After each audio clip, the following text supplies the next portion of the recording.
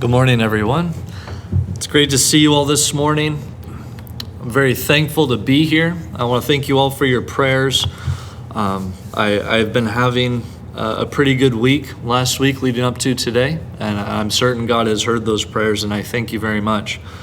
This morning, our lesson will come from 2 Corinthians, and we'll be reading 2 Corinthians chapter 6, verse 3, through chapter 7 and verse 4. 2 Corinthians chapter 6, verse 3 through chapter 7, verse 4. We put no obstacle in anyone's way, so that no fault may be found with our ministry. But as servants of God, we commend ourselves in every way, by great endurance, in afflictions, hardships, calamities, beatings, imprisonments, riots, labors, sleepless nights, hunger, by purity, knowledge, patience, kindness, the Holy Spirit, genuine love, by truthful speech and the power of God, with the weapons of righteousness for the right hand and for the left, through honor and dishonor, through slander and praise. We are treated as impostors and yet are true, as unknown and yet well known, as dying and behold we live, as punished and yet not killed, as sorrowful yet always rejoicing, as poor yet making many rich, as having nothing yet possessing everything. We have spoken freely to you, Corinthians. Our heart is wide open. You are not restricted by us, but you are restricted in your own affections. In return, I speak as to children, widen your hearts also. Do not be unequally yoked with unbelievers. For what partnership has righteousness with lawlessness? Or what fellowship has light with darkness? What accord has Christ with Belial? Or what portion does a believer share with an unbeliever? What agreement has the temple of God with idols? For we are the temple of the living God. As God said, I will make my dwelling among them and walk among them, and I will be their God, and they shall be my people. Therefore go out from their midst and be separate from them, says the Lord, and touch no unclean thing. Then I will welcome you, and I will be a father to you, and you shall be sons and daughters to me, says the Lord Almighty. Since we have these promises, beloved, let us cleanse ourselves from every defilement of body and spirit, bringing holiness to completion in the fear of God. Make room in your hearts for us. We have wronged no one. We have corrupted no one. We have taken advantage of no one. I do not say this to condemn you, for I said before that you are in our hearts to die together and to live together. I am acting with great boldness towards you. I have great pride in you. I am filled with comfort. In all our affliction, I am overflowing with joy. Now, if you're familiar with 2 Corinthians, you know that 2 Corinthians, out of Paul's epistles, is one of the more difficult to section off. It's very similar to Hebrews. If you were here for our Hebrews class, you remember I would remind you regularly, this is what we've been going through. This is the author's thought process as we get to hear and continue forward. And you have to do a similar thing in 2 Corinthians. As we have handed down these scriptures, we have inserted chapter numbers and verses, but these didn't exist when Paul wrote this originally. And so I have tried to be faithful in saying, what's this section here, and what is a good self-contained section? And I think a good self-contained section is chapter 6, verse 3 through chapter 7 and verse 4. And as we go through this, I'll kind of be making the case for it as well as explaining it. And as we go through this, there are a few important points that we're going to make. And particularly this morning, we will be concerned with holiness and the heart. And it only occurred to me as I was writing all of this that I'm having all these heart tests, and maybe heart was on my mind as I was putting this together. But really the focus this morning is on the biblical heart and what holiness has to do with it, and how holiness affects it and influences it. And it's a very interesting passage as I was going through this and seeing this, and I really wanted to share that with you this morning, what has stood out to me, what I think is really something that has enlightened me and taught me a lot. And holiness, of course, is important. We don't want to ignore holiness. God calls his people to be holy, and this is not new in the New Testament. God has been telling this to his people all throughout the Old Testament for centuries, to be holy as God is holy. And God calls people out of the world, that is to say, out of the influences of their culture and their society, to instead attach themselves to God and to consider what God has to say, to see the world as God sees it, to the best of our abilities, and to, as James says, remove the stains of the world. We don't want the world to be stained and impressed upon us so that we think like the world and we act like the world. We are to be a holy people, a people separate from the world. And so because we read holiness so many times in Scripture, it's important to focus on it, to think about it. Holiness, I don't know about you, it's something I think about on close to a daily basis. How should I be holy? Are there things in my life that are making me unholy, that I've let creep in? And it's something I think about quite a bit. And holiness for Christians, I want to point out that holiness is something we grow in. It's not something that we just switch on and off all the time. It's something we grow in, and sometimes we do better than we do at other times, but we're looking kind of at the long run, right? In the same way, someone looks at a 401k, they look at it in the long run. You don't look at the little ups and downs on a daily basis, because that can really affect you. You want to look at it in the long run. How far have I come from, say, 5 years ago? What is my life like now? Is there any differences? Am I growing in holiness over the last 2 years or so? So we want to look at holiness from the long run, understanding it's something we grow in. And sometimes we do better than we do at other times. And that's a part of growing in holiness, a very natural part. And here we're going to be examining holiness from Paul's unique perspective, which is that the more we grow in holiness, the more our hearts become unrestricted.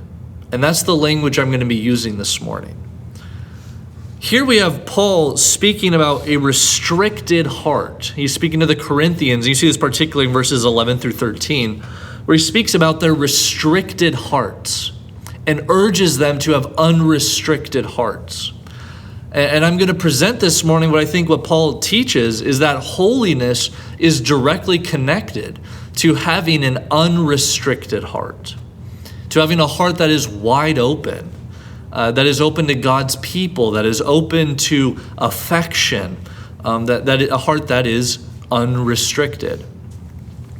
Now, first, what we're going to do is we're going to look at this context. I'd like to explain the context to show you why I think we can section off chapter 6, verse 3 through chapter 7 and verse 4, and kind of what's going on here. And you have really four kind of different sections. So in chapter 6, verse 3 through 10, you have what Paul and his companions have been doing, what their ministry has been like. That they've endured riots, beatings, calamities. They've endured dishonor. People thinking that they are imposters and yet they're true. You kind of have this description of what Paul and his companions are like. And then the second section, verses 11 through 13, you have this statement where Paul says, especially in verses 11 and 12, where Paul says, our heart is wide open, but your heart is restricted. So he said, verse 11, our heart is wide open. Verse 12, you are not restricted by us, but you are restricted in your own affections. In return, widen your hearts also. And then you have this discussion of holiness, which is going to be the third section in verses 14 through chapter 7 and verse 1. But then in chapter 7, in verses 2 through 4, you have a return to making room in your hearts, having an unrestricted heart. So you have this comparison. You have a comparison between Paul and his companions, what their hearts are like and what their ministry is like, versus the Corinthians who need to be reminded to be holy. And if we take a moment and think about it, it makes sense that the Corinthians would need to hear this. If you're familiar with historical Corinth, Corinth was like a trade city, and it was a city. It was big. And it was what we might call multicultural. Lots of different people of lots of different cultures are all there, and there were certain ideas that were very important to the Corinthians. I don't mean the church at Corinth, these Corinthians. I mean culturally, the people who lived in Corinth. We saw things that are important to them, things like self-promotion, things like wealth, status, power, things that are important to many Americans, right? Self-promotion. This is very important and becoming increasingly important, especially to many of our young people, that they feel this urge to put themselves online and for everyone to know who they are and to promote themselves. And you have the same kind of ideas going on in Corinth, because they don't have the internet, but they want to promote themselves. They want people to think highly of them. And so you have, Corinth maybe is really similar to something like Manhattan, where you just have this multicultural city where people go and they're very wealthy and they're there to promote themselves and to gain honor and to have wealth and accumulate wealth. And so it makes sense that Paul would need to write to them to tell them to be holy, to not be caught up in the world, because it's very easy within a culture like that to be caught up in the world. Now, this is what's important. Remember, I said there are kind of four sections here. There is first what Paul and his companions are doing. Then there is this call to widen your hearts, to unrestrict your hearts. Then there is be holy. Then there is a further unrestrict your hearts, widen your hearts. So you have Paul saying this is what our companions are doing. Our hearts are unrestricted. Unrestrict your hearts. Be holy. Unrestrict your hearts. And because this idea of holiness is kind of bookended by these two discussions of unrestrict your hearts in verses 11 through 13, and again in chapter 7 and verse 2, I therefore conclude that verses 14 through chapter 7 and verse 1 has to do with Paul's telling them, unrestrict your hearts. This is, I don't think, a bad way to read our New Testaments, that when you see an idea bookended by the same thing, usually the thing in between is going to be connected to that idea. And so because we have this unrestrict your hearts in verses 11 through 13, and again, unrestrict your hearts in verses chapter 7, verse 2 through 4, this issue of holiness and being holy is actually directly connected to what Paul is telling them. That Paul isn't just telling them to unrestrict their hearts, he's telling them how to do it. And that holiness is directly connected to whether or not we have restricted hearts or whether we have unrestricted hearts. And so we have Paul here speaking of himself as a servant of God, of chapter 6, verse 4. Earlier in chapter 5, verse 20, he says we are ambassadors for Christ. Right? That is to say, they are on God's side. And then he tells the Corinthians that they need to be careful not to be unequally yoked with unbelievers, not to be influenced by the world so that it drags them around and that it controls their direction in life. And he tells them to unrestrict their hearts. So you have these two sides. You have Paul and his companions on God's side as servants and ambassadors. And then you have the Corinthians on this other side who need to be reminded of holiness, who need to be reminded that they need to be on God's side. Because one aspect of holiness is about which side are we on. There are many aspects of holiness, but that's an important part. Which side are we on? Are we on God's side or are we on the world's side? And so when we look at the context, I'm just pointing this out to show you my thought process and how I came to this. I think we see that the degree to which we are holy is the degree to which our hearts are unrestricted. Yeah, I'm going to say that again. The degree to which we are holy is the degree to which our hearts are unrestricted. So to be unholy is to have a restricted heart. And as we progress into holiness, we begin to have unrestricted hearts. So that's kind of the context in looking at this and how this is kind of sectioned off and how I see this. And now I'd like to discuss more what it means to have an unrestricted heart and to have a restricted heart.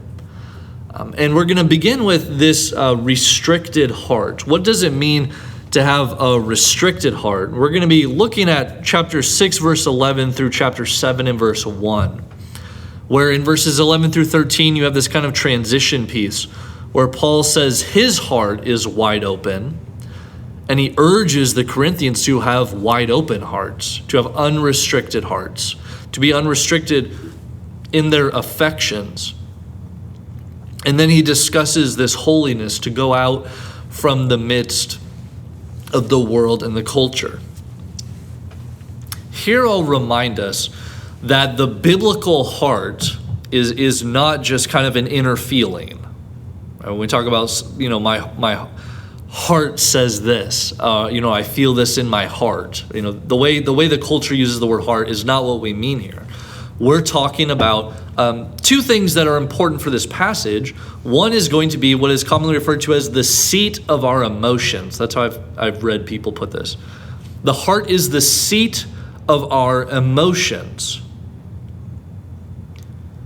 So it makes sense that when Paul tells them to widen their hearts, he says in verse 12, you are restricted in your own affections. Right? If the seat of your emotions is restricted, you're going to be restricted in your emotions, in your affections, in your compassion, in your sympathy, and things like that. And the biblical heart, a restricted biblical heart then is not going to care about hurting other people, right? A restricted heart is going to be on the road toward a hardened heart. And it's not going to care about hurting other people. It's not going to be compassionate toward Paul and his companions who have endured all these things that he lists in verses 3 through 10. They're not going to care about that. Who cares that Paul endured riots and labors and people have dishonored him and considered him an imposter? Who cares about that, right? That is a restricted heart. The heart is the seat of our emotions. A restricted heart in part is going to be someone who's restricted in emotions and affections, sympathy and compassion. But there's another way that the biblical heart portrays who we are, which is that in the biblical heart, we find the way we think, what we think about, how we think, right? How we reason, how we think about things, how we piece things together and come to logical conclusions. And so a restricted heart is therefore going to be, in some sense, a restricted ability to think, a restricted ability to reason, a restricted ability to piece logical things together to be able to come to the right conclusion. Now let's just take a moment, and I'll just put this thought on you. Consider the world right now and how unholy people are. Do you think that they are restricted in their emotions and or their ability to reason? I mean, I think so. I think sometimes people they're either restricted in their emotions or their emotions are out of whack, or they are maybe restricted in their ability to reason and to reason clearly and to think clearly. And I think what we see in Paul is that it's directly connected to holiness. that to be increasingly unholy is to increasingly have a restricted heart, a heart that is restricted in its emotions, as well as restricted in its ability to reason and to think. And this is going to be important then when we start analyzing Paul's words to these Corinthians here. Paul, first of all, he corrects their ability, he corrects their emotions. As we just read in verses 12 through 13, Paul says, you are not restricted by us. It's not anything that Paul and his companions did that makes them restricted. He says, but you are restricted in your own affections. In return, I speak as the children, widen your hearts also. Like I said, they don't care that Paul and his companions in verses 3 through 10 have endured all these difficulties. Later in 2 Corinthians, we're going to see they've attached themselves to these false apostles. They don't care that Paul and his companions have worked hard and labored hard and sacrificed much on their behalf. They just don't care. Their emotions are restricted. Paul then also, I think, points out that they're restricted in their ability to think and to reason. So in verses 14 through the first part of verse 16, Paul writes, do not be unequally yoked with unbelievers, for what partnership has righteousness with lawlessness? Look at all these questions. He's reasoning with them. Right? What fellowship has light with darkness? What accord has Christ with Belial? What portion does a believer share with an unbeliever? What agreement has the temple of God with idols? You can't put these together. You can't put light and darkness together. You can't put the portion of a believer with the portion of an unbeliever. I mean, there are a lot of different ideas about what a portion is in the Old Testament. One of those ideas is it's God, right? God says, I am your portion. You can't put the God of the holy God with the God of unbelievers. They don't have an accord. They don't go together. What portion has Christ with Belial? Right? They are not together. They're not one with each other. And so we have this here in this image, this Paul reasoning with them because they are restricted in their ability to reason, because their hearts are restricted. And that's what I think Paul is getting at. The restrictions of their hearts is directly concerned with their unholiness.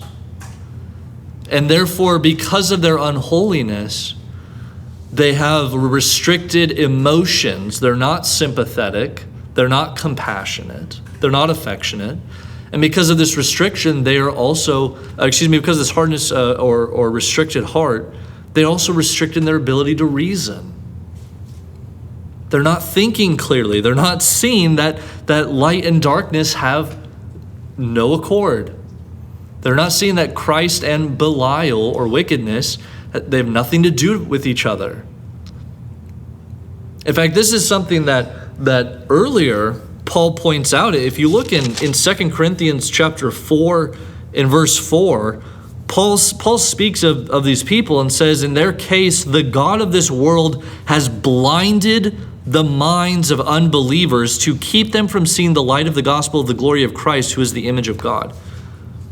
Notice how, right, the God of this world, notice how Satan blinds people. He blinds them in their ability to think. He says he blinds the minds of unbelievers. Right? He doesn't just make their eyes go bad. One of the telltale signs that people are drifting away from God is that people can't think or reason clearly. They don't see that their current ideas lead to contradictions. And that's what Paul here, back in 2 Corinthians chapter 6, verses 14 through 16, what Paul is doing, he's pointing out there are contradictions in what you're doing. You can't be... You can't have righteousness and lawlessness together at the same time. It's a contradiction. So you have this image of people who have restricted hearts. As I said, we're looking at people who have restricted hearts versus people with unrestricted hearts. And we're looking at heart in the biblical sense, which is going to be things like the seat of emotions, as well as the ability to think and to reason. And to be someone who has a restricted heart, as these Corinthians did, is to be someone who, one, has wrong affections. They're not affectionate. They're not compassionate. They're not sympathetic. They're not sympathetic toward Paul and his sacrifices and all that he and his companions did in chapter 6, verses 3 through 10. They don't care that Paul and his companions are hurting, that they have been suffering on behalf of other people. They have a restricted heart, and it's because of their unholiness. But Paul also points out that they are restricted in their ability to think and to reason in chapter 6, verses 14 through the first part of 16. That what they're doing, how they're acting, leads to these logical conclusions because they're not thinking clearly. Because they have been acting in an unholy way. They have aligned themselves with God's enemies rather than God. So that's going to be this image of a restricted heart, as we see here in 2 Corinthians 6 and 7. But what are we supposed to be? Right? God calls us to be people with unrestricted hearts. And there are a couple of ways that I want to go about doing this. First, I wanted to talk about a little bit, and then we want to look at this image of an unrestricted heart. God calls us to be people who have unrestricted hearts. That is to be, we are to be people who have what I'm going to call relational emotions. So consider what Paul writes in Romans, that we are to rejoice with those who rejoice and weep with those who weep. Those are relational emotions. It's sympathy, it's compassion, it's affection. That's who we are to be. We are to be people who are sympathetic toward those who are hurting, toward those who make sacrifices. We are to be compassionate toward those who have endured much for the sake of the gospel. We're not to have restricted hearts or worse, hardened hearts. But we're also to be people who think and reason clearly. Right now, we live in a time where very unreasonable ideas are very loud right now. And there are people who are bringing forward things that could be taken to logical misconceptions and things that logical contradictions. Right? We need to think clearly, to reason clearly. And I want you to notice that the Bible doesn't focus on one or the other. Very interesting. It doesn't say, we tend to say we need to either be emotional or we need to be reasonable. And that's not what Paul teaches. In fact, when you see this image of an unrestricted heart, you see an image of people who are both relationally emotional, affectionate, compassionate, sympathetic, empathetic, as well as people who are highly reasonable and thinking clearly and coming to logical conclusions. Now, the way that I think Paul describes all this is that the way we have unrestricted hearts is through holiness. That is to say, through being on God's side and seeing the world as God sees the world. And it's when we are contaminated by the ideas of the world that we become restricted in our hearts. We become restricted in our emotions, where we're no longer sympathetic or compassionate to people who are hurting, but we're also restricted in our ability to reason and to think and to ask, does this make sense? Will this lead to logical conclusions that do not contradict each other? Holiness then not only unrestricts our hearts, but I want to look in chapter 7 and verse 2, where Paul says, make room in your hearts for us. Make room in your hearts for us. I think holiness is actually a very good way to make room in our hearts for people. Our hearts are often full of anxiety, of anger, of discontent. Our hearts are often full of these things that don't allow us to have right emotions and right reason. And holiness in many ways purifies our hearts so that we have room for things that are good and that are right. And when we spend too much time in the world being contaminated by the ideas and interpretations of people who don't care about God, we don't think clearly, and our emotions can either be limited or misdirected. So that's going to be this image of a restricted heart and what God calls us to be, which is to be people with unrestricted hearts. I'd now like to look at Paul and his companions, who really are an image of unrestricted hearts. So we see this in chapter 6, verses 3 through 10. I'd like to reread this passage here. 2 Corinthians chapter 6, verses 3 through 10. Paul writes, "We put no obstacle in anyone's way, so that no fault may be found with our ministry. But as servants of God, we commend ourselves in every way, by great endurance in afflictions, hardships, calamities, beatings, imprisonments, riots, labors, sleepless nights, hunger, by purity, knowledge, patience, kindness, the Holy Spirit, genuine love, by truthful speech and the power of God, with the weapons of righteousness for the right hand and for the left, through honor and dishonor, through slander and praise. We are treated as impostors and yet are true, as unknown and yet well known, as dying and behold we live, as punished and yet not killed, as sorrowful yet always rejoicing, as poor yet making many rich, as having nothing yet possessing everything." You look again in chapter 7 and verse 4, and Paul tops this all off by saying, "I am acting with great boldness toward you. I have great pride in you. I am filled with comfort. In all our affliction, I am overflowing with joy." This, I think, is the image of what an unrestricted heart looks like. And again, we're talking about the biblical heart. That's going to be things like our emotional capacity and the seat of our emotions, as well as our ability to think and to reason clearly.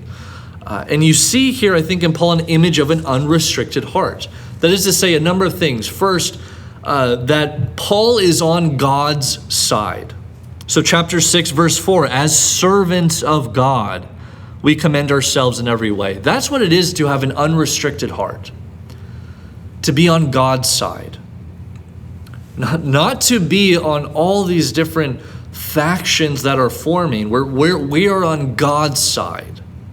And maybe certain factions will overlap with God's side at times. But in all things, we are on God's side. You also see in an unrestricted heart that Paul has the courage to endure hardships for the sake of Christ. So verses 4 through 5, you have all these things he's been through, right? He's had to endure things in great endurance, in afflictions, hardships, calamities, beatings, imprisonments, riots, labors, sleepless nights, hunger.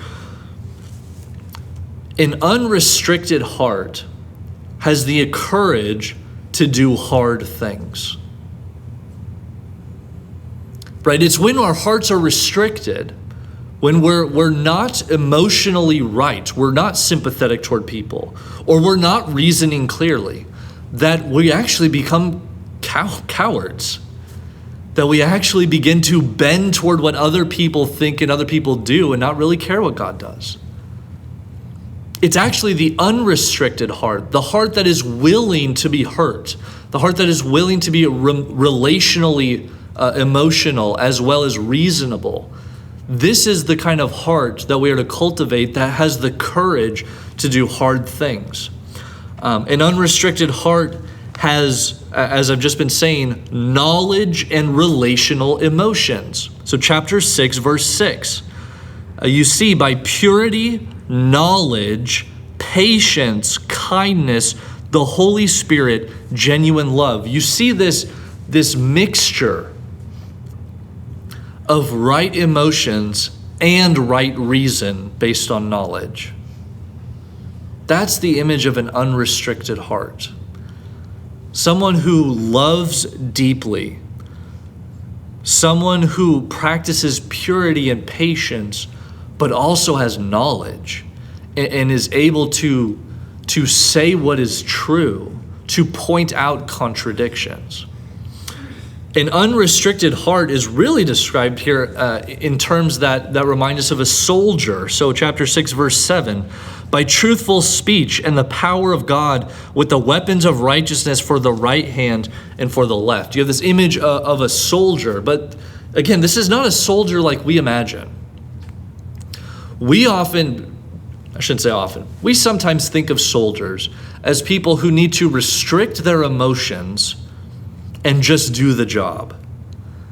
And yet this is a soldier in Paul we see who is both compassionate and emotional, both affectionate, as well as reasonable and courageous. He is both he's both emotional toward his relationship with people and what it means for a person to be made in the image of God. And he is reasonable, and he has knowledge, and he's willing to fight for it, right? With the power of God, with truthful speech, the weapons of righteousness for the right hand and for the left, right? He is dual wielding weapons, and his weapon is righteousness. Very different image, I think, of what we often think of soldiers. This is not a soldier who is cut off from emotions, but a soldier who is both emotional and reasonable. And their emotions and their affections are directed in the right way toward other people. Paul, as having an unrestricted heart then, as this image of an unrestricted heart, also gives us this image of someone who is not overly concerned with the opinions of others.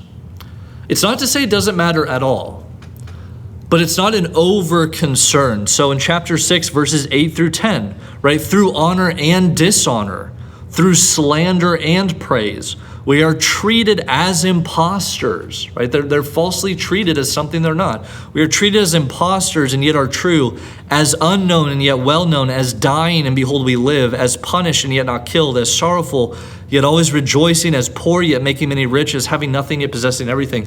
No one can get Paul right. No one looks at him and gets him right. I mean, just take a moment, think about that. That's not an easy thing for many people to go through, is it? To have someone get us wrong. To have someone see us as something we're not. And yet Paul, as the image of an unrestricted heart, a heart that is wide open in his affections and in his ability to think and to reason, is not overly concerned with that. It doesn't affect him to the point that he's incapacitated, that he doesn't do the right thing anyway. In Paul, I think we have a really good image of what an unrestricted heart looks like. It looks like someone who's courageous, someone who's a soldier, someone who has both the right emotions and the ability to think and to reason. Someone who is not overly concerned with what other people think. This is what it means to be on God's side. To be holy as God is holy. To be someone who has an unrestricted heart. Not hearts that are restricted or even hardened so that we don't feel anything or we don't think and reason clearly. But to have a heart that is unrestricted and to be with God. Holiness is about picking a side. There are many aspects of holiness. Partly it means to be separate and apart from. Partly it means to be uncontaminated. And here we see another image of holiness. It means to pick a side. Because there is no walking the fence. we are either with God or we are against him. We are either in line with a God that is both loving and just, because you can't have one without the other, or we are against God. We are against our Creator. And we say to him, I don't really care what you think. Holiness is about picking a side. And only in God are our hearts unrestricted. I'll leave you with this thought. Don't just take my words for this. Take what I'm saying and see if you see it for yourself. Do you see in the world that people are restricted in their hearts? That is, they're not they're not affectionate or sympathetic toward other people. They're not compassionate toward what other people are going through. And at the same time, many are not reasonable. Many are spouting ideas that lead to logical contradictions. Do we see this in the world now? And I think we do.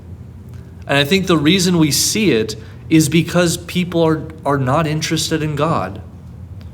They're not interested in learning about their Creator. And they're not interested in being holy as God is holy. They're not interested in treating people as if they're made in the image of God.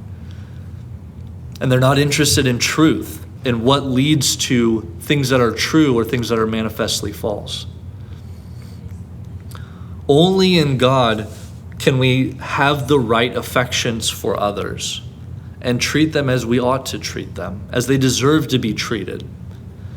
And only in God can we reason and think clearly. When we remove God from the picture, we run into all kinds of logical contradictions. And holiness, therefore, is about picking a side.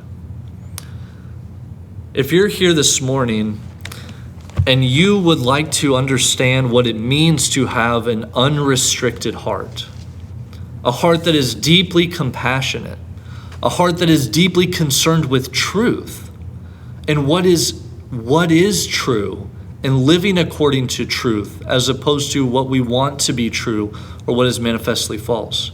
If you're here this morning and you would like to better understand these things, please talk to us. Please ask us questions. If we can pray for you, if we can answer any questions you might have, if you're here and you would like to be made right with God, we can do that. If there's any way at all that we can help you in this, we ask you to talk to us or even to come forward now as we'll stand and sing the song of invitation.